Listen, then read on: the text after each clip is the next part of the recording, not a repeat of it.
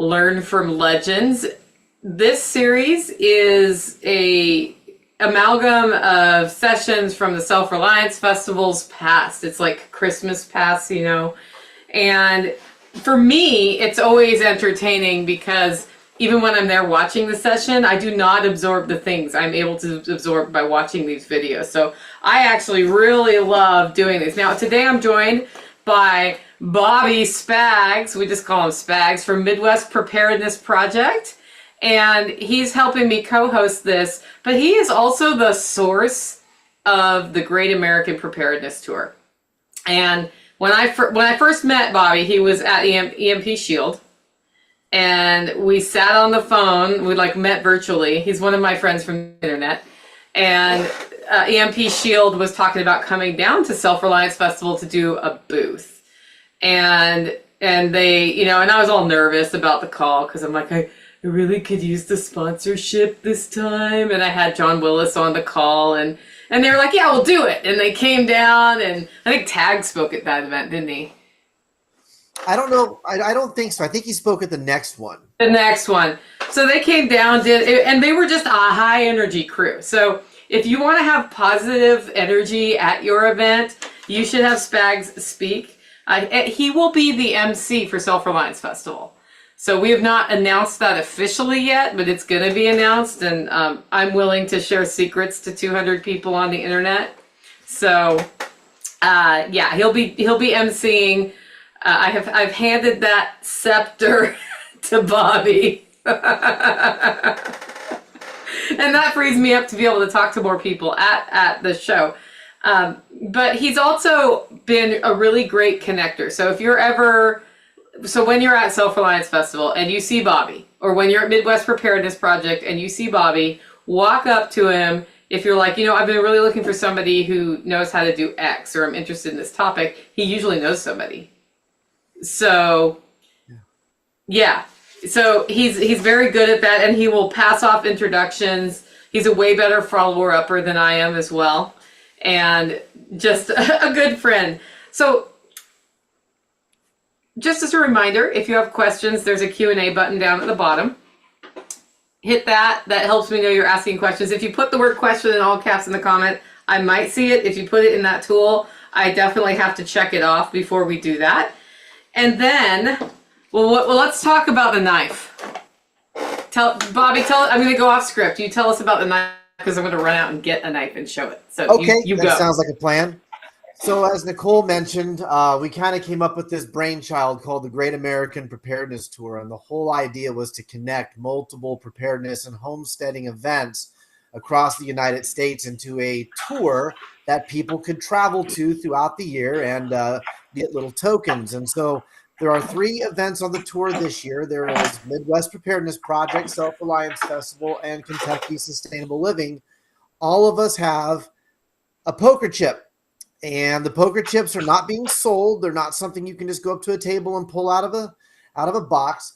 You have to approach one of the show promoters like myself or Nicole or a designee or Shelly over at Kentucky Sustainable Living, and you have to ask us for a token. And the idea is throughout the calendar year of 2024, if you go to all 3 of the events and you collect your token at all 3 at the end of the year, we send you a special Christmas present. Nicole, show us what it is. It is I have to get this in the light, man, better. Yep. It is a special edition Mora knife, a 511 Mora that's going to be laser engraved with the Great American Preparedness Tour on the blade. And you will be able to put that into your kit and use it. Or if you're bougie, you can put it on a shelf and never let it rust. It's up to you what you do with it. But you get not only the 3 tokens, but you get the Mora knife sent to you at the end of the year. Right. So that's I wanted to cover that on the webinar for those of you who are coming. If you want a Self Reliance Festival token, what you've got to do is find me or Don Sutton, who is usually at the information booth. And I may have another designee. I think I'll give some to Spags since you're there anyway. And ask us for one, and we'll hand it to you. And when you have all 3 collected, then that's the proof you need when it comes time to submit your application for the knife.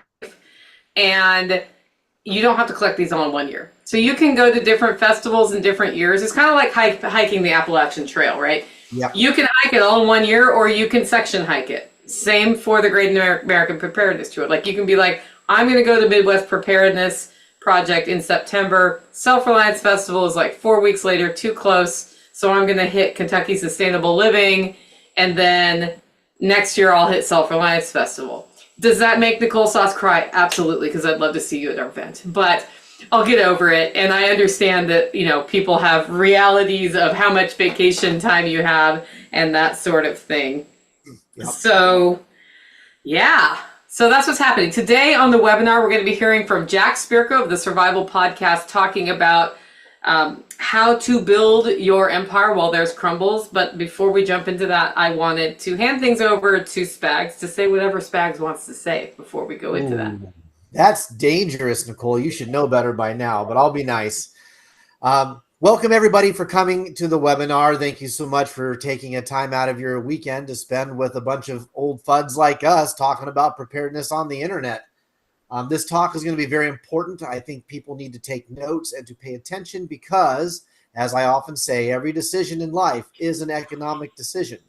And understanding how to potentially navigate the troublesome waters that are coming down the pipe all will rely on economics, whether that is your social capital, whether that is your material capital, your energy capital, any of that. You're going to have to be able to give and take in a way that benefits you and whoever you're dealing with mutually in order for that new economy, that counter economy, to come to light. So let's take some notes and let's listen to what Jack has to say. Don't forget that you'll be able to potentially win some Hollow Roast coffee tonight. You're going to get either 2 pounds of coffee or you're going to get 2 boxes of the K-Cups between a $35 and $45 value. If you win that, you'll have to be present tonight, and then you'll have to pick up in person at SRF. And that's all I'll say about the webinar tonight. Pay attention, strap on, and let's go get some knowledge.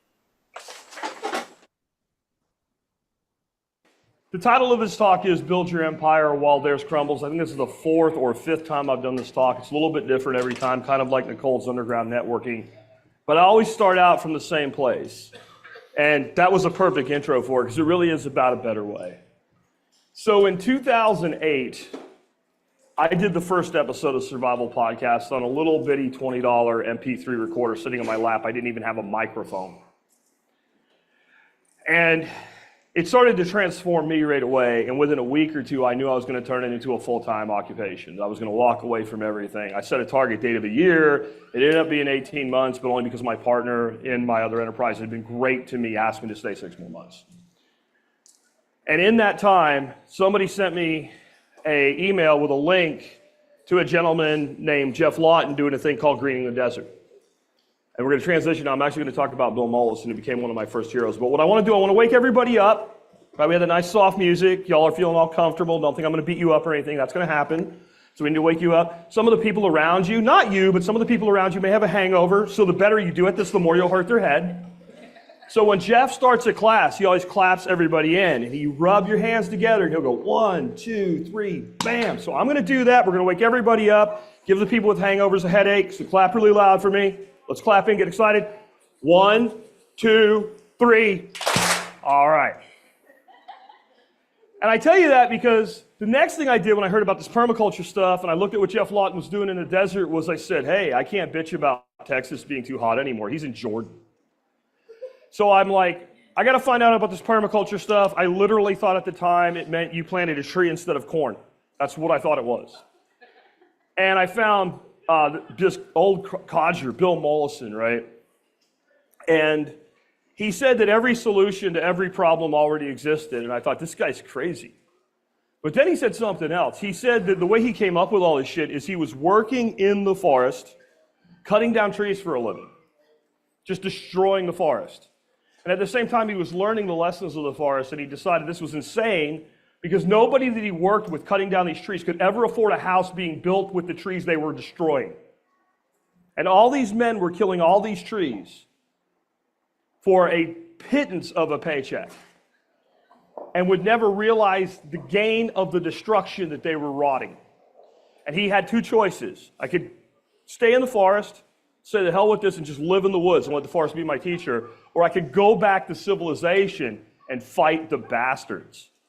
And I was like, oh, cool. This guy's a warrior. This is something I can get behind. And Bill became one of my heroes. And up to that point, being in the corporate world, being in business, striving to get ahead, building big companies, I had heroes that were billionaires. And I realized, like, I'm never going to do the things those billionaires do because I don't want to do those things. And I realized what a real hero was. A person that did a thing that I could actually do, but would inspire me to get off my ass and do it.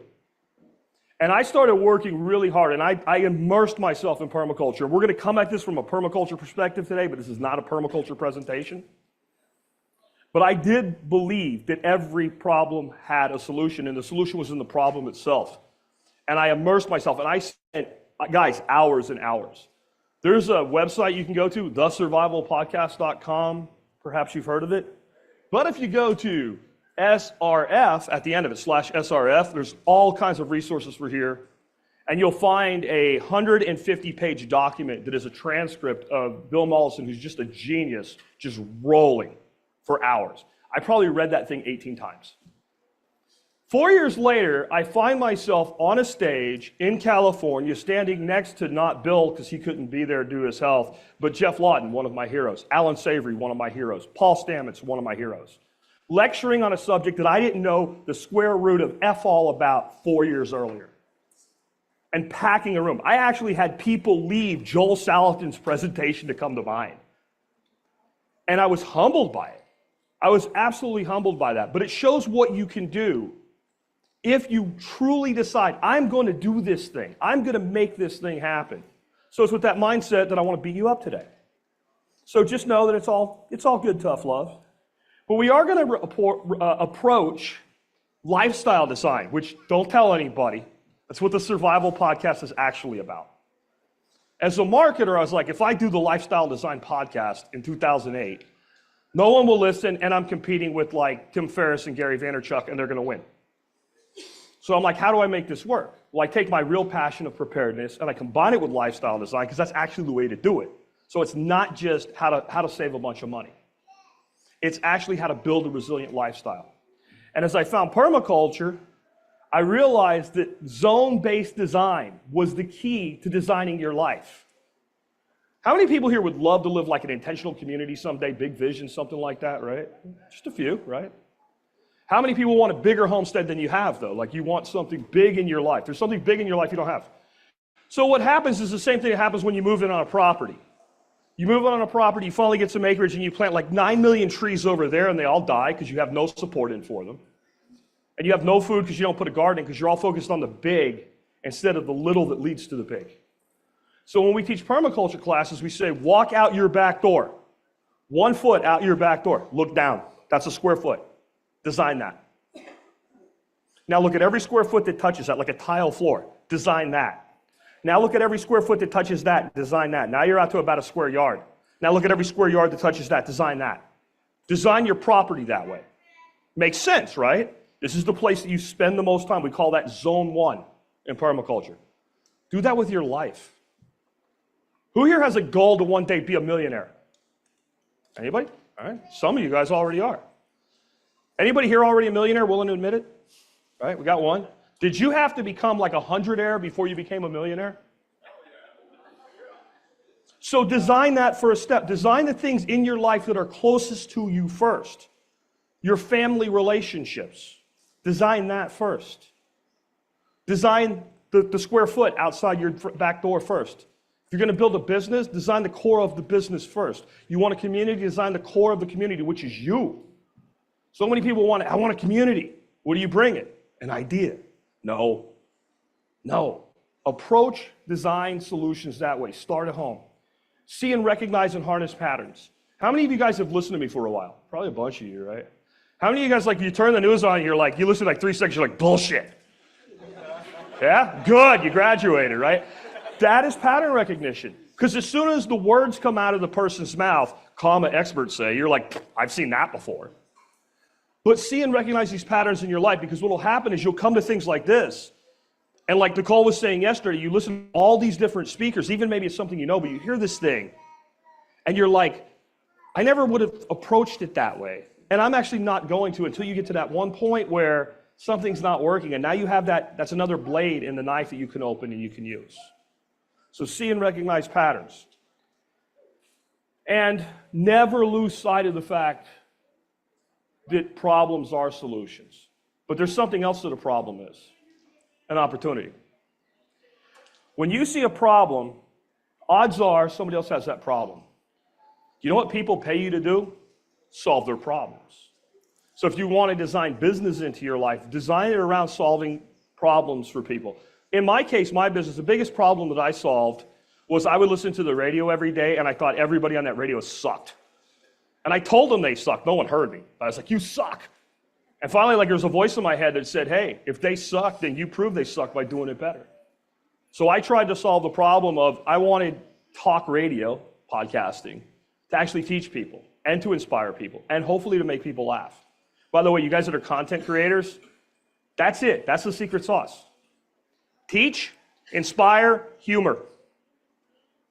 That's it. If you don't do those three things, I don't care how talented you are, I don't care how smart you are, if you can't make people laugh at least once in a while, you lose them. So I wanted to come at this with just a few areas in your life today instead of going deep dive into one of them. I wanted to start with food production. And I want to tell you what I've learned about food production because I'm what you call a permaculture masochist. Like, this is the worst property you could find to grow your shit. Let's buy that one. That's what I do. And I live in a place that's very hot, very thin soils, rock, shoal. When I say rock, I know some of you guys, you dig a garden and then you pull a rock out. I don't mean that. I mean slab. We don't have foundation problems where I live. Everybody around us does because of the clay soils. Our houses, they put a foundation in it, it never moves. It's a place that used to be the great inland sea, and it's a limestone shelf, and I have places where there's that much soil on my property. So if I tell you something works there, it'll probably work anywhere. Is Nick Ferguson in here? Nick, I told Nick I planted something, and he said, well, yeah, those things never die, but you planted it here. That's your problem, right? So the number one thing that I have discovered that you can produce for food at home, that's the easiest thing to produce on any land, is meat and animal products. So whether that's ducks and geese and chickens like we do for eggs, or it's browsing animals and ruminants like sheep or goats or cattle or pigs that you combine with pasture, that's the easiest thing to do. And it's where I recommend actually that you start just zone one design. What does a chicken need? What does a duck need? What does a cow need to not die? That's actually the first. You don't go Tractor Supply, bring all the little peeping chickens home and go, gee, what do we do? Which is what most people do, right? And then you can actually start to restore ecosystems. So I do have a slide deck here that I can't put up in here because of the lighting, but this is the actual one slide I wish you guys could see, because I am going to beat you up in a little bit about health and nutrition, Ken Berry style. But I also think that there's an ecological lesson in this. And it's what Ken was talking about yesterday for those that heard his talk about the megafauna that we lost here. The picture that I have on this screen is some of the camels that he was talking about that walk around here. And the biggest camel, the dude comes to his withers, the human scale size. And the eye of that camel is about the top of where a backboard would be on a full-size basketball goal. That's what walked around here. Those were ruminants. They lived on grass systems. And this is what humans ate, and it's what we should be eating. Even my wife, we were watching a show called La Brea, where these people ended up traveled back in time 12,000 years or something like that, and they're trying to figure out what plants to eat and stuff, and this giant sloth, the size of an elephant, goes walking through, and she's like, eat that, stupid. Of course they didn't, because it's Hollywood, right? But we're supposed to eat meat. But then there's another thing that happens, and you learned about it from Billy yesterday. Animals produce waste. Waste is compost. If it's lived, it can live again. Now we can build fertility even in a place like where I live. But we can also completely restore ecosystems. So I don't think I'm in a position where a third of the people here are vegan like the last couple times I did this. So I don't have to be as gentle, but you cannot restore broad-scale ecosystems without ruminants. You can't do it. You can restore forest systems, but there are a lot of our climate type that are not supposed to be forest systems. They're supposed to be plains. And the plains in the United States were on the edge of death, and then we pushed it over when we wiped out the bison. If you look at the way the United States is, you have forest on both sides, east and west coast. And when I say coast, I mean like all the way in, including where we are in the mountains. And then you have the Great Plains going up the middle. If you look up historic bison migration routes, guess where the bison went back and forth? From Texas up into Western Canada and parts of Alaska and back down, back and forth. And they maintain that savanna system. The savanna ecosystem, or in our case, savanna mimic, which is what John's doing right there. The most productive soil building you can do. And we screwed this place up, North America, in a combination of things. Part of it was mankind, removing the bison, but the other part was this great cataclysm that took away our megafauna. Humans didn't do that. But we're unique in that we can fix it. And we fix it with grazing animals. We fix it with pastured animals. That area John's working on right there, that was like rock, right? Like it was, and he's keep adding all these wood chips and stuff to it, but he's using the animals as well. Right now there's enough fertility there. If we all left, John left, moved somewhere else, and nobody touches that again, what do you think is going to happen to that piece of land right there? There's two things that can happen. One, there's enough fertility there and enough catchment there to keep everything from eroding, and the forest will just eat it. Or it will become a wash, and it will be a glade in a forest, but it will never be productive. Anybody ever walk through a forest, you see a place there's just nothing growing, and it's just because there's so much erosion, nothing can grow? Right? It's going to do one of those two things. My gut would be right now, the forest, there's enough fertility here, the forest would just eat this. And that's the way it's kind of supposed to be in the eastern and western United States unless we're settling it. But the center is supposed to be plains. How do we maintain those plains right now? Tractors, row crops, yeah. If we turn those into grazing systems, we'll restore all this stuff people are about, carbon sinks and whatever. The grasses in the Great Plains, they have root systems that go 30 feet deep, the perennial grass systems. How drought resistant is grass with a 30-foot root system? Pretty much like, we're good, but we need those ruminants. So just from an ecological standpoint, we need to be doing what John's showing you how to do right here. And you can do it on a small piece of property like this or a larger one. When it comes to your gardens and stuff, grow high ROI plants. Tomatoes and cucumbers and all, if you want to grow some because it's easy, do it. But what's expensive at the grocery store? Your mixed, yeah, asparagus, yeah, right? Mixed greens. Price organic or beyond organic mixed salad greens by the pound. It's very expensive. And that's like Kenberry approved. We'll get to that in a minute. Grow hardy perennials, herbs, wild things that require minimal management. If it's a weed and it grows on your property by itself, encourage it if it's useful and discourage it if it's not. It's basic gilding. Everybody thinks that gilding in permaculture is where we plant like these 9 plants together because the book said to. Funny thing about plants, they don't read books, they don't give a shit. Gilding is simply that we advantage that which we want to the disadvantage of that what we don't want, and we let nature take its course with our guidance.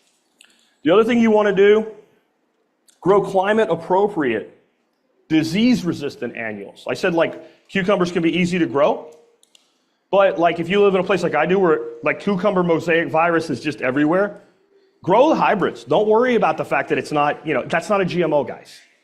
Grow the thing that's resistant or don't grow the thing at all. It really makes the most sense because that way you're not wasting your time. And barter and sell your surplus. So if you have a neighbor that's really good at growing something you can't, get it from them. Find something you can exchange. Everybody will take money, Bitcoin, etc., or whatever you can grow. But my big thing is take the surplus that you have and use it to generate income to buy what you can't produce or don't want to produce. Who here drinks coffee? Does anybody here live in the tropics? You're going to buy coffee. Get it from Nicole. She's going to buy it from the tropics, and she's going to roast it for you. But maybe Nicole doesn't want your tomatoes or your surplus beef or your surplus pork or your surplus chicken, but maybe your neighbors do, and they will give you money. And since Nicole likes money, she will send you coffee, right? Make even your hobbies pay for themselves. So I grow goldfish and koi and stuff like that. You could sell one goldfish for $50 a year and pay for all the feed for the rest of your fish. You just have to know marketing. You call it an Asian heirloom carp. You put it on Craigslist. You sell it to a yuppie, and you just bought, 100 pounds of fish food for the year. Like, think like that. I'm not saying to do that particular thing, but think that way. Money and banking. I know some of you, like, you think cryptocurrency is a scam, Bitcoin's a scam. It's been here over 10 years, guys. It's not going away. This is a good time to get involved. But all I want to do for this today is drive three things home. One, you should have some of your wealth held in Bitcoin, period. And you should learn how to get it off an exchange. That means don't let Coinbase or Strike or CoinX or Bittrex or whatever hold your money. Has anybody here heard, like, when it comes to cloud computing, there's no cloud? That's just your data on somebody else's computer? Yeah, you don't hold on an exchange. It's somebody else's wallet. The whole point is to be your own bank. That means you don't have a bank. That means you hold your own wealth. So get it off the exchange. But I also want to cover, like, how easy it is actually to do business because of something called the Lightning Network. And I owe Nicole money, so she's going to come up here, and I'm going to send her money two ways. First, I have, if I remember my own password, I have about $50 United States dollars in Strike, not in the form of Bitcoin. And Nicole, do you take Bitcoin? I do take Bitcoin. She takes Bitcoin. So I'm going to send her US dollars here, and I'm going to send her $50. Next, confirm. And that's a standard Bitcoin transaction, except that I didn't send Bitcoin. I sent US dollars, she's going to get Bitcoin. So there's no, evil capital gains to calculate in there or something like that, right? But she's going to wait about 10 minutes to get that Bitcoin. But now, I owe you more money than that, don't I? Totally do. I have to pay her, right? So I'm going to send her using Lightning. What else do I owe you? $70? $70. Okay, so you put in $70, not 70 Bitcoin, right? I haven't put anything in. It's just the QR. You put the amount in. All right, I put the amount in. You'll put the amount in. So I'm going to send her. I tried to get several $1 million in Bitcoin from him once. 70, done, pay. I have to put my code in. Okay, so now that $70 transaction she has right now, it's done. Done. Like, right, she already has the money with Bitcoin. And the fee was about a penny, which you didn't even pay. Right. You got exactly what I sent her. Done. For both of those things to happen, this is what you need. This is all I want to give you on Bitcoin today. The Lightning Network needs liquidity. The translation that means there has to be a certain amount of Bitcoin locked up in that network. We all know there's only 21 million Bitcoin. This is a way to do instantaneous cross-border transactions with no fees or very, very, very small fees. Who here runs a business and takes, like, Visa, MasterCard, etc.? How much do those bastards take out of every transaction from you guys? 3%, right? So as a vendor, if you can, and by the way, when I sent her dollars and she got Bitcoin, I could have sent her Bitcoin and she could have got dollars, or I could have sent her dollars and she got dollars, or I could have sent her Canadian dollars and she got US dollars, or I could have sent her euros and she could have got US dollars. Because the transaction actually goes across the Lightning Network with Bitcoin, even if we're receiving different things on the ends. If you want to take 2% of the cross-border transactions in the world, you need about $500 billion locked up in Lightning. Guess how much the market cap of Bitcoin is right now? $500 billion. Bitcoin is the gas that makes all that work. So if you don't want to know any of the other stuff, here's the formula to build wealth with Bitcoin in your life. Stack sats and put yourself in a freaking coma. Just dollar cost average in. I had more on crypto, but that's all I'm going to talk about. I want to move on to healthcare. This is where we're going to get a little bloody. We'll start out with the bloody part, the proper human diet, and asking yourself a question if you're really healthy. I'm not picking on anybody. I used to weigh about 300 pounds.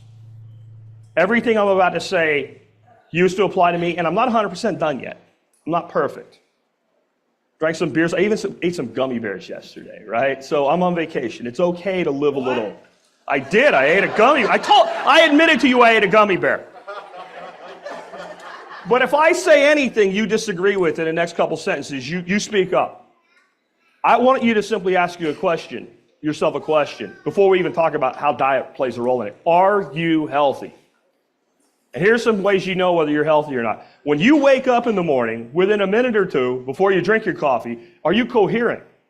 Are you aware of what's going on? Can you respond to a threat? Can you get on with your life? Or do you need 10, 20, 30 minutes to like function in the morning?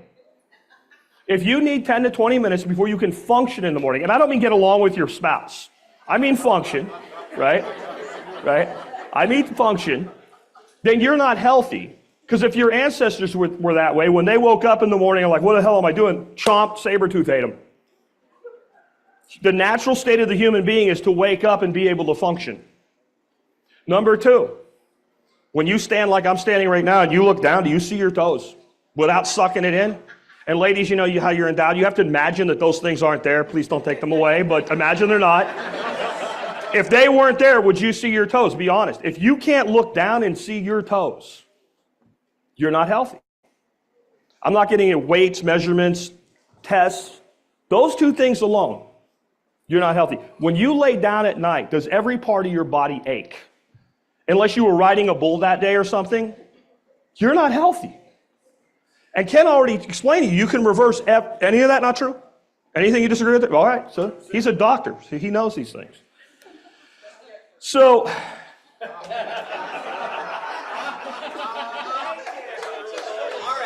real experts. I am a biologist. Right? All right. I would love it if they convinced me to come back next year, and they might, and I come back a year from now, for some of y'all to walk up to me and me not recognize you because of the transformation that's happened to you. I've had people walk up to me, and it's humbling every time it happens. They're like, dude, I didn't even recognize you at first. Like, if you find some old videos of me, you'll see how bad, and I was pretty good at hiding it with camera angles and stuff. It was bad. You're not non-brittle. You're not designing your life if you're not healthy. And I'll leave it at that. And the proper human diet is the way that you change that. And I don't care what your doctor says. I don't care what your doctor says. I don't care what your doctor says. One more time. I don't fucking care what your doctor says about what you should be eating. Living the way that we've been told to eat has resulted in the America that we have today. And we don't need it anymore. It's not helping us. I also think you should learn basic herbal medicine. I'll give you a book. My favorite book is called the Herbal Medicine Maker's Handbook by a gentleman named James Green. Again, if you go to thesurvivalpodcast.com/SRF, that's there along with everything else. Basic herbal medicine, to me, is a human right that we've lost. We should know what plants can help us. The way I got started in herbal medicine, I was a little bitty kid. And my grandfather, I don't remember how he did it, but he like slivered off like the inside of one of his fingers. It looked like somebody took like a potato peeler and just sliced it off the inside of his finger.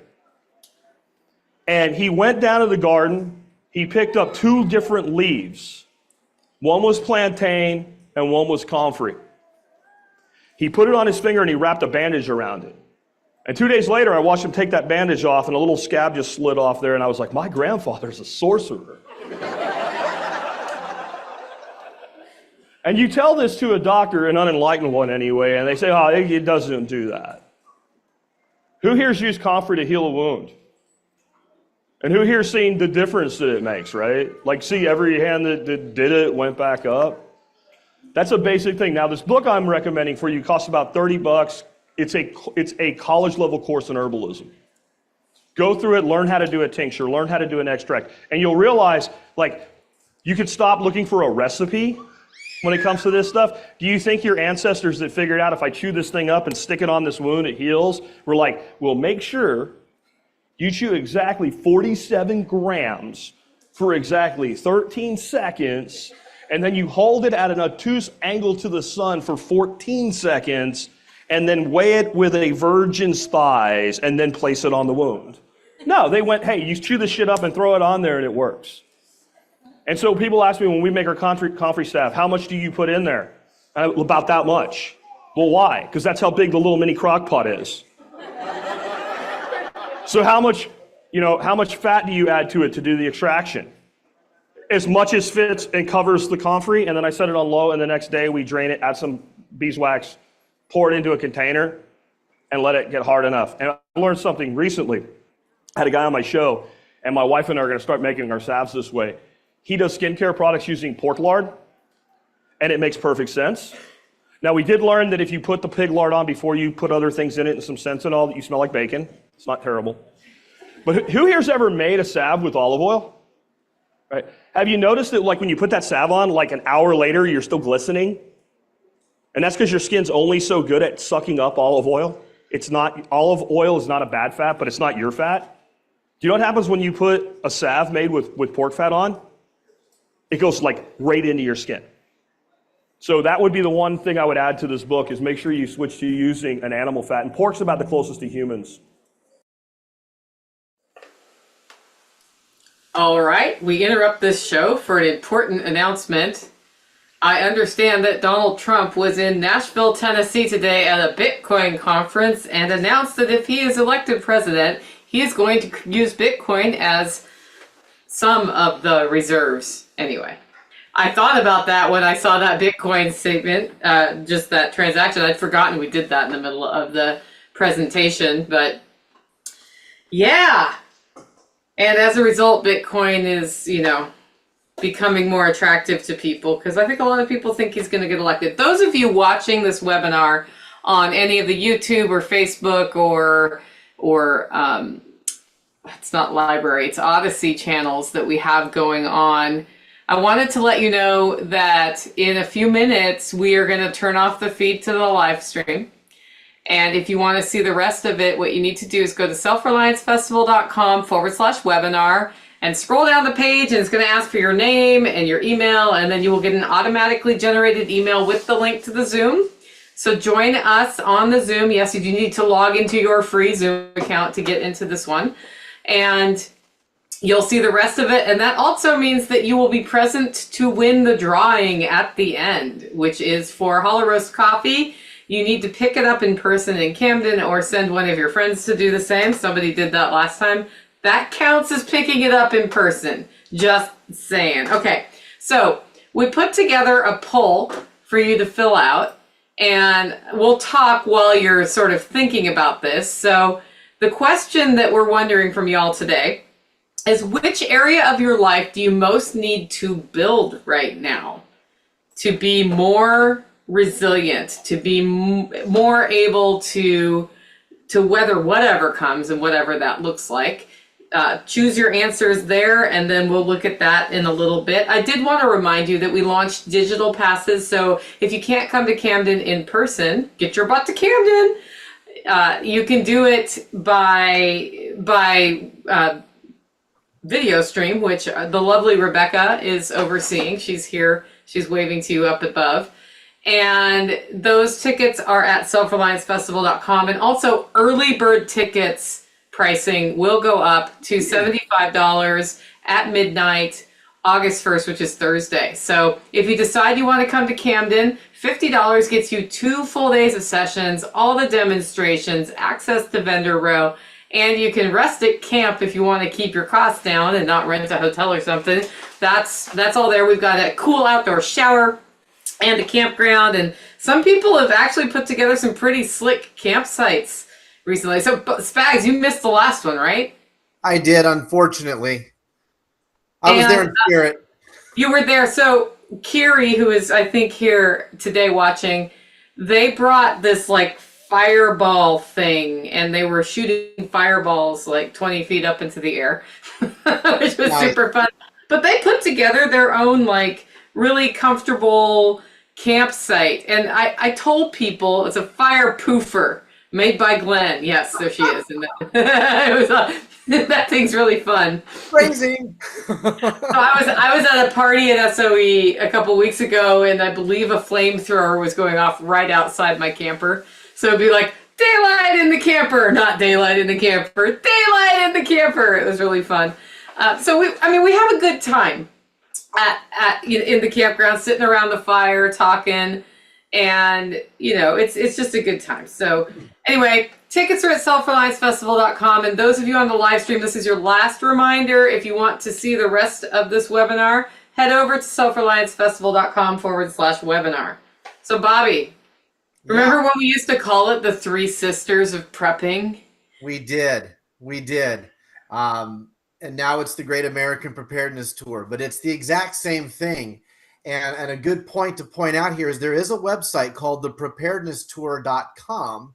If you have any questions about how to get tickets or where any of the three different shows are having their events, if you go to thepreparednesstour.com, that'll take you to the Great American Preparedness Tour's website, and you can go and find Midwest Preparedness, Self Reliance Festival, and Kentucky Sustainable Living, and you can click on the logo, and it takes you directly to their website where you can buy your tickets and get all the information on where the locations are at, the speakers, all that stuff. Yeah, thanks for putting that together. That's pretty cool. I think we're going to let people fill out the poll a little bit longer. There are lots of choices here. It'd be interesting to see where people think they need to improve the most. This is the Great American Preparedness Tour website, in case you've never seen it. Just go ask Alice, right? That's right. I love this poll. This poll, if people are honest about it, especially people who are not 20 anymore, I think that physical fitness one at the bottom, that's what I would have chosen. It wouldn't let me click the field for some reason. But that's what I'm working on personally this year is physical fitness because, man, let's face it, at 45, I'm halfway done, which means I've hit the peak, and I don't want it just to be a steamroll to the bottom. And so myself, today is day number 20. I'm on an alcohol fast and pop fast. I've had no booze for 20 days now. Had no pop. I had one pop today when we were at Subway because it was my cheat day. But it was really about the beer and about the whiskey. And I love beer and I love whiskey. But what Jack said in that thing about when you wake up, are you cognizant? He's not wrong. For people like me who are military, who just got used to drinking every single night, no matter what, you get a brain fog and it hits you and you start to realize, man, I'm being snappy. I'm angry when I shouldn't be, or I can't remember what I said 2 hours ago. Man, I've lost 15 pounds in the last 20 days. I'm up to 5 pull-ups on the pull-up bar. I would encourage you to listen to what he has to say about being able to look down and see your toes. It's kind of nice not having that constant bloating, that brain fog. So yeah, I think we should definitely pay attention to what he's saying there, and I think that would be my answer to your poll. Okay, well, I'll have to increase it by some fraction of a percent.